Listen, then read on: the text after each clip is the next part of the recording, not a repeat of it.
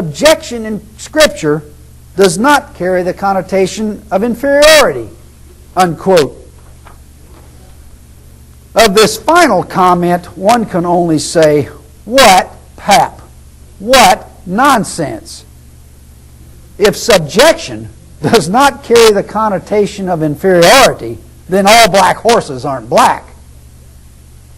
A far more honest presentation of this issue is provided by Dallas Theological Seminary professor Charles Ryrie, whom we mentioned earlier, on page 205 of his book entitled Basic Theology, in which he says, quote, "Women will be ruled by men, a necessary hierarchical arrangement for a sinful world.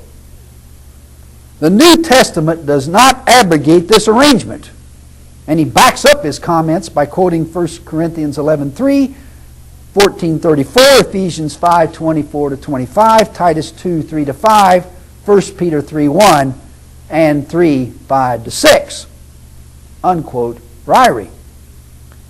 Notice that he says women will be ruled by men in a hierarchy. Ryrie readily admits that subjection carries the connotation of being ruled and being inferior, because you only rule over that which is inferior. He blames this whole arrangement on the deeds of one woman, Eve, an attribution which was earlier shown in one of our programs to reek. It was shown to reek with injustice. As was stated earlier, why should all women be punished for the deeds of one? In this case, Eve.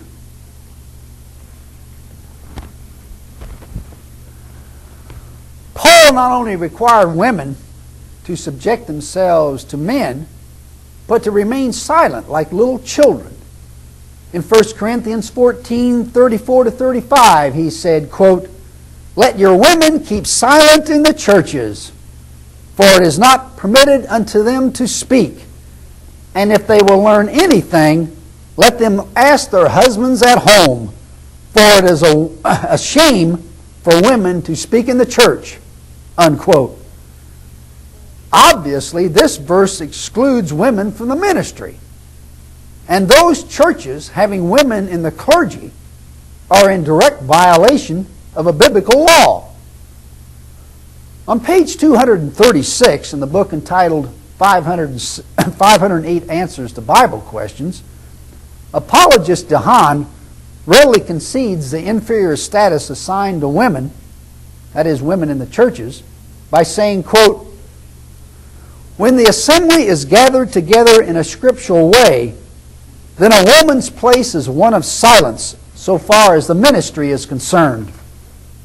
Secondly," and I'm still quoting him, "a woman must not set herself up as an authority in matters of doctrine, like an apostle." And he quotes 1 Timothy 2:12.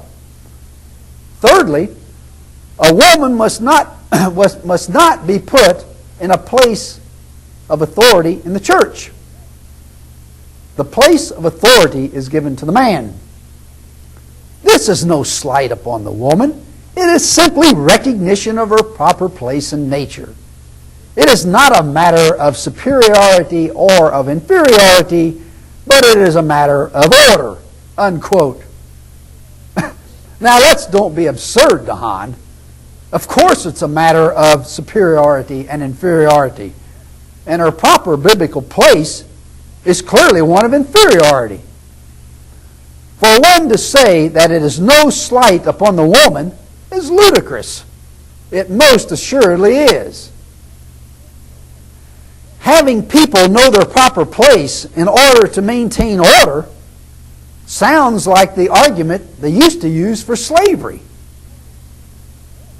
In 1 Timothy 2:11-14, Paul said, quote, "Let the women learn in silence with all subjection. I suffer not a woman to teach nor to usurp authority over the man, but to be in silence. For Adam was formed first, then Eve. And Adam was not deceived, But the woman being deceived was in the transgression, unquote. Notice how Paul not only assigns women a subordinate role, but blames all of them for Eve's transgression, as if Adam were a poor, misguided male being led by the wiles of an evil female. It is also important to note that if women were not allowed to teach, as Paul commanded, havoc would prevail throughout the educational institutions of this country. Far more elementary school teachers are women than men. The role Paul desires for women is well summarized by his comments in Titus 2, 4-5. Quote, "Teach the young women to be discreet, chaste, keepers at home, good, obedient to their husbands," unquote. That philosophy bears a striking resemblance to that old cliche of keeping women in the home barefoot and pregnant.